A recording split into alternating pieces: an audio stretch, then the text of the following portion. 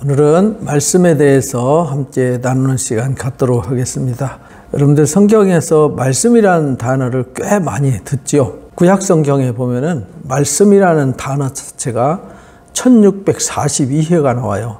신약 성경에서 한 449회, 그래서 한 2091회 정도 나옵니다. 근데 우리가 성경에서 가장 많이 쓰여지는 단어는 하나님의 이름입니다. 여호와. 구약 성경에만 7045회가 기록이 되어 있어요. 여호와 빼고 하나님이라는 단어도 한 2755회, 엄청난 숫자죠. 거의 10,000회 가까이 정도 될 정도로 가장 많이 등장하는 단어입니다.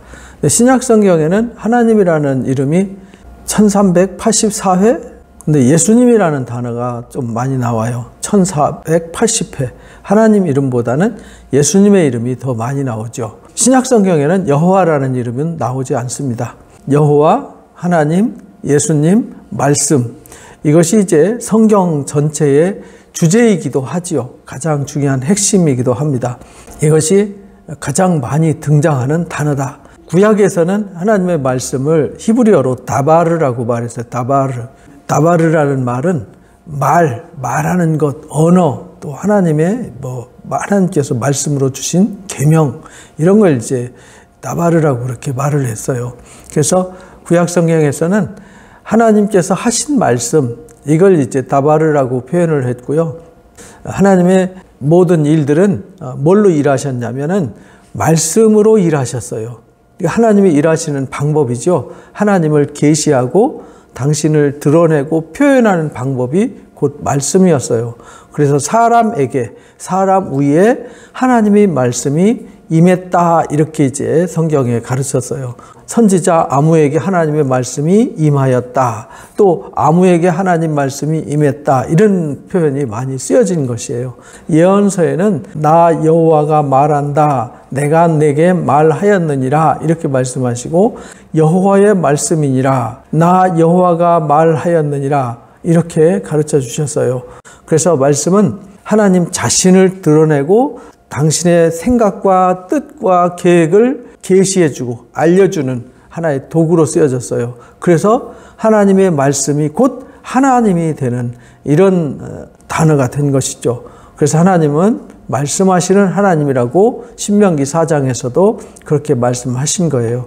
그래서 천지를 창조하는 것도 말씀으로 창조하셨고, 또 하나님이 누구를 부르시고 어떤 일을 할 때도 말씀으로 일하셨어요. 다른 어떤 것을 보여주거나 다른 어떤 수단을 쓰지 않았어요. 오직 말씀하셨고 말씀하신 역사대로 이뤘어요. 모세가 지팡이를 물에 대서 물이 피가 됐지만 그 자체도 하나님이 말씀으로 말씀하셨어요. 그래서 그 자체도 말씀이에요. 엘리사에게도 하나님의 말씀이 있다, 이런 표현을 썼어요. 우리가 요즘 사무엘상 공부하는데 하나님의 말씀이 사무엘 때까지 희귀했더라. 그런데 하나님의 말씀이 사무엘에게 나타났더라, 이렇게 표현하잖아요.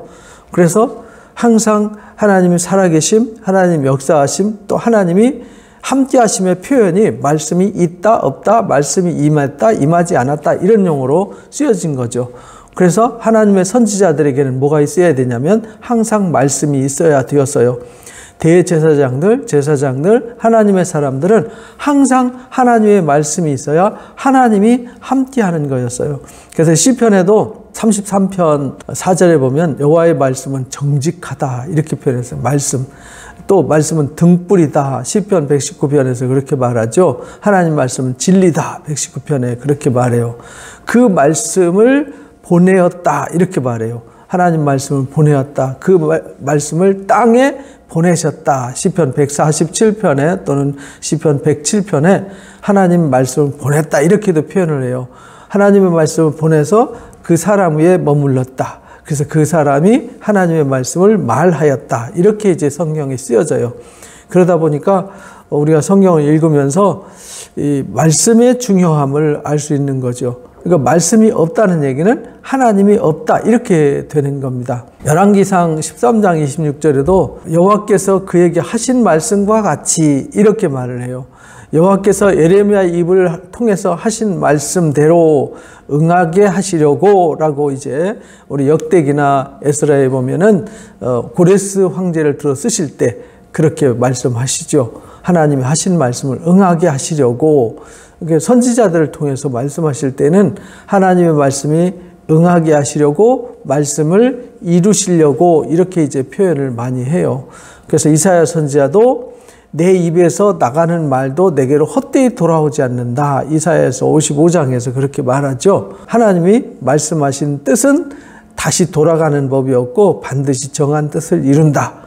그러니까 하나님의 말씀은 말인데 하나님 마음과 생각을 표현해서 나타낸 건데, 하나님 입에서 한번 떠난 거는 변개되지 않는다. 그만큼 하나님의 말씀과 하나님은 권위가 있어요. 왜냐하면 하나님은 거짓말을 못하시는 하나님이기 때문에 말씀이 곧 하나님이라는 이 자체가 엄청난 권위가 있는 것입니다. 그래서 이 말씀이 이루어지지 않으면 하나님은 거짓말하는 하나님이 되기 때문에, 예수님은 심지어 이 말씀의 점 하나 없어지는 것이 천지가 없어짐보다 더 어렵다, 이렇게 표현을 했어요. 그래서 이스라엘에게 이 말씀이 임했다, 누구에게 이 말씀이 임했다, 이런 말을 썼어요. 예레미야 23장에도 거짓 선자와 참 선지자 나오면서 하나님의 영광이 그 백성을 떠나지 않는다.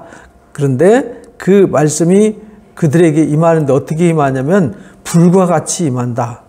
반석을 쪄서 부스러뜨리는 방망이 같이 임한다, 이렇게 말해요.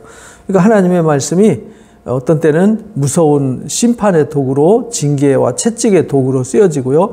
하나님의 말씀이 치유와 회복과 구원과 능력의 도구로 쓰여지기도 해요. 그래서 이 하나님의 말씀은 너무너무 중요합니다. 구약에서 우리가 하나님의 말씀이라는 단어가 2000회가 넘을 정도로 많이 나오는 이유, 이 말씀이 중요한 주제고 이 말씀이 곧 하나님의 역사이기 때문에 그렇습니다. 그러니까 누구에게든지 말씀이 없으면은 하나님이 없는 거예요. 말씀이 있어야만 하나님이 있어요. 오늘날도 우리에게도 마찬가지죠. 말씀이 있으면 하나님이 있어요. 근데 말씀이 없으면 하나님도 없어요. 그래서 신약성경에서는 다바르라는 표현을 안 쓰고요. 그거를 로고스라는 개념을 도입해서 사용을 했어요. 그 로고스라는 헬라적 개념은 어떤 말이나 진술, 연설, 격언 또는 가르침, 이야기, 소문, 대화, 어떤 것을 설명하는 것, 그런 것으로도 쓰였고요. 또 어떤 계시의 도구 또는 어떤 사물의 법칙이나 또 형이상학적 실제에 대해서 사용을 했어요. 보여지지 않는 그 이데아의 세계, 곧 보여지지 않는 모든 이 사물의 세계를 로고스라고 표현을 했어요. 그러니까 하나의 우주의 근본이 되는 것을 로고스라고 헬라적 개념에 사용을 했거든요. 그래서 하나님의 말씀, 예수 그리스도를 표현하고 하나님을 표현할 때 그래서 이 로고스라고 하는 단어를 차용해서 사용을 한 거죠. 인간의 이성, 사고력, 또 우주의 근본, 또 신과의 연결되는 연결점, 이런 것, 결국 그게 이제 대화잖아요. 소통, 이것을 로고스라고 사용을 했어요. 그래서 신약성경에서는 주로 기록된 하나님의 말씀, 예수님의 말과 행동, 표현, 삶 자체를 로고스라고 그랬어요. 그래서 예수님이 이 땅에 뭘로 오셨냐면 로고스로 오셨어요. 요한복음 1장 1절에 태초에 말씀이 계시니라, 이 말씀이 하나님과 함께 계셨는데 이 말씀이 곧 하나님이시다. 그런데 이 말씀이 육신이 되어 우리 가운데 나타나셨다. 그 말씀이 사람들의 생명의 빛이었다. 이렇게 이제 가르쳐 주세요. 근데 세상은 알지 못했지만 그 말씀을 영접하는 자들에게는 하나님의 자녀가 되는 권세를 준다. 이렇게 해서 이 말씀의 권위를 로고스로 표현해서 설명을 했습니다. 그래서 로고스는 주로 신약성경에서는 하나님의 말씀으로 불려졌어요. 사도행전에서도 사도들이 복음을 전할 때 통상적으로 복음은 곧 뭐냐면 예수님이었어요. 예수 그리스도의 오심, 십자가 지심, 부활하심, 승천하심.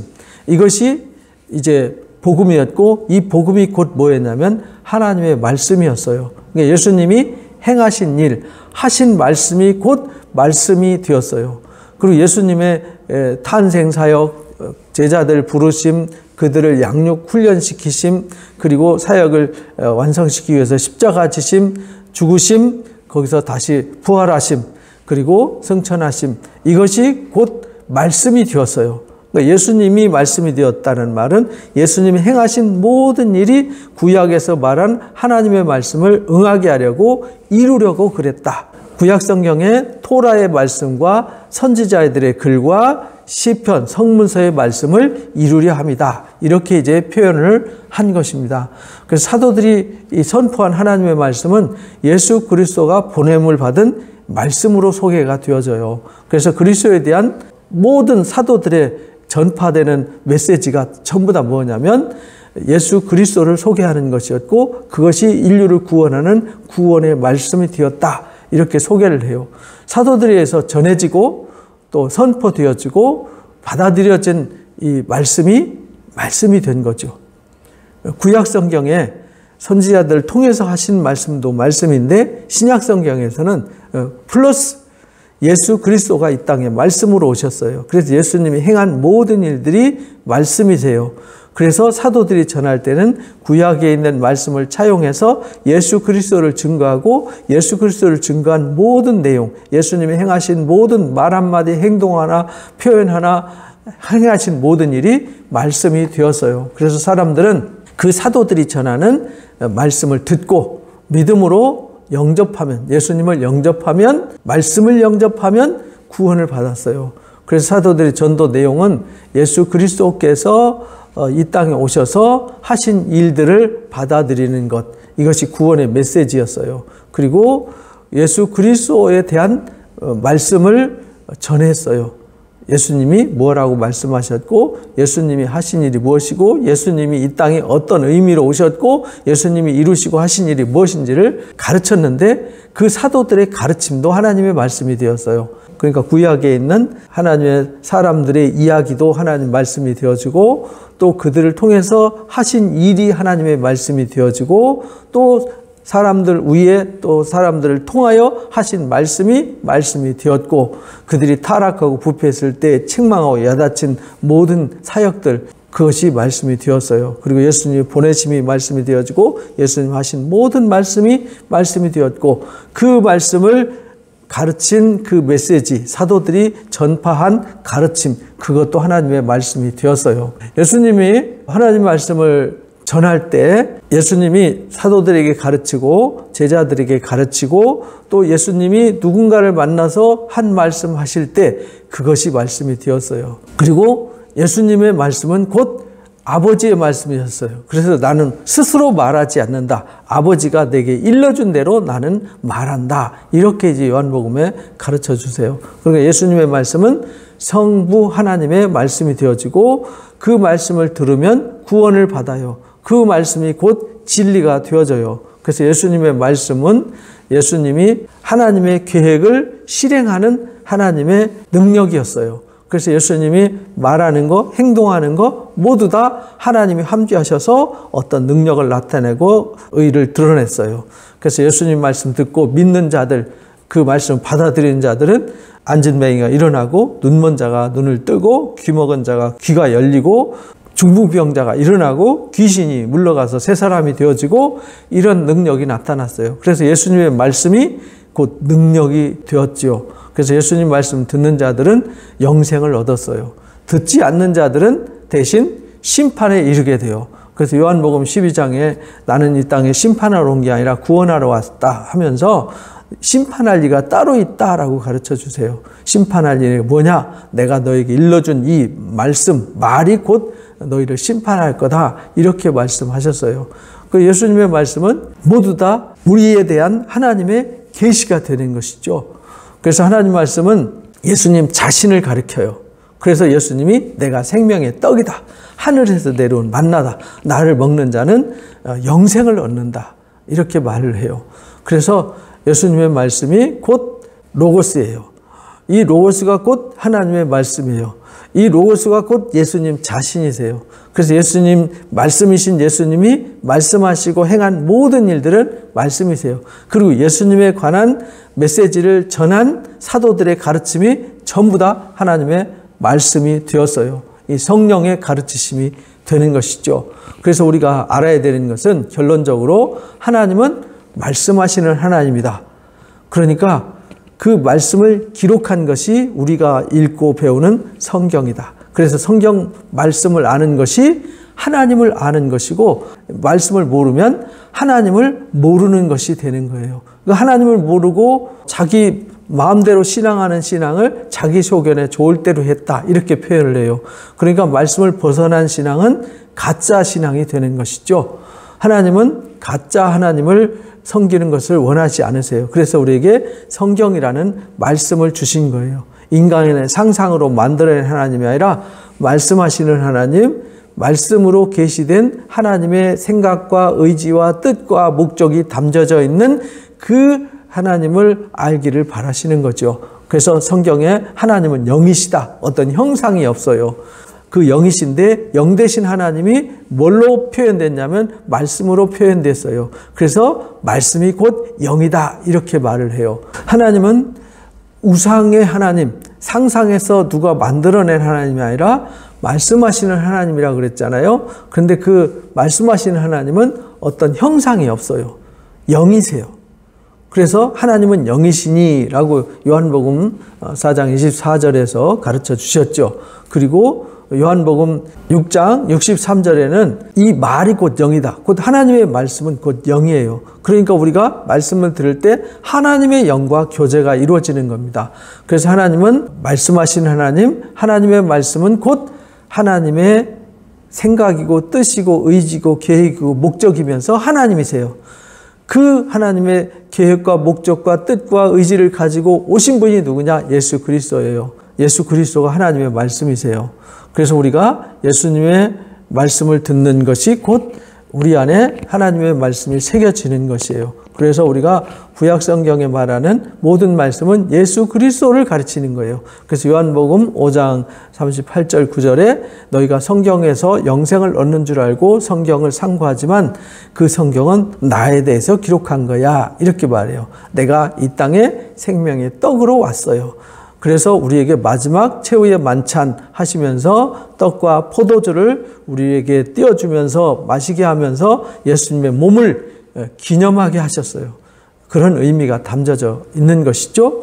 그래서 말씀은 우리를 향하신 하나님의 뜻이에요. 우리가 이해할 수 있도록 표현한 하나님의 마음, 최소한의 표현이 하나님의 말씀이에요.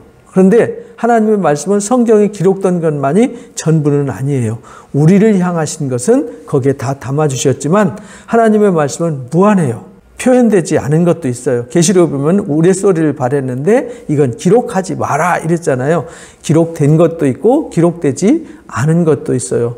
하나님은 우주보다 크시기 때문에 우주 안에는 하나님의 말씀과 지혜로 꽉 채워져 있는 것이죠. 그걸 골로새서 1장에서는 그것을 가르쳐 주셨어요. 그래서 우주보다 큰 하나님의 지혜, 우주는 하나님의 말씀으로 충만해 있고 말씀으로 지어졌어요.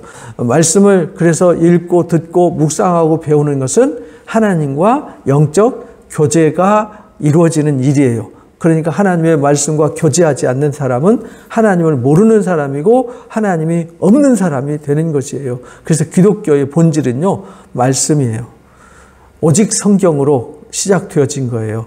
그래서 오직 말씀으로, 오직 은혜로, 오직 믿음으로. 말씀이 없으면요, 어둠의 지배를 당하는 거고요. 말씀이 없으면 하나님이 없는 겁니다. 그러니까 여러분들이 말씀의 본질을 깨달으셔야 돼요. 그래서 말씀을 모른다는 것은 아주 위험한 일이에요. 그래서 어려워도 말씀을 읽어야 돼요. 들어야 돼요. 배워야 돼요. 왜 말씀이 안 들리고 말씀이 느껴지지 않고 안 깨달아지느냐? 우리가 익숙하지 않기 때문에 그렇습니다. 1년에 뭐 한두 번 읽어가지고 익숙해지면은 그건 이상한 거죠. 성경을 1년에 1독도 안 했는데 하나님을 알면 이상한 거죠.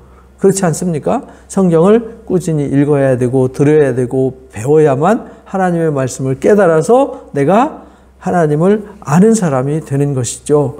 그래서 기독교의 키워드, 핵심은 하나님 말씀이다. 왜? 말씀이 하나님이시고 말씀이 곧 예수 그리스도시고 말씀이 곧 생명이에요. 말씀이 곧 능력임을 잊지 마시고요.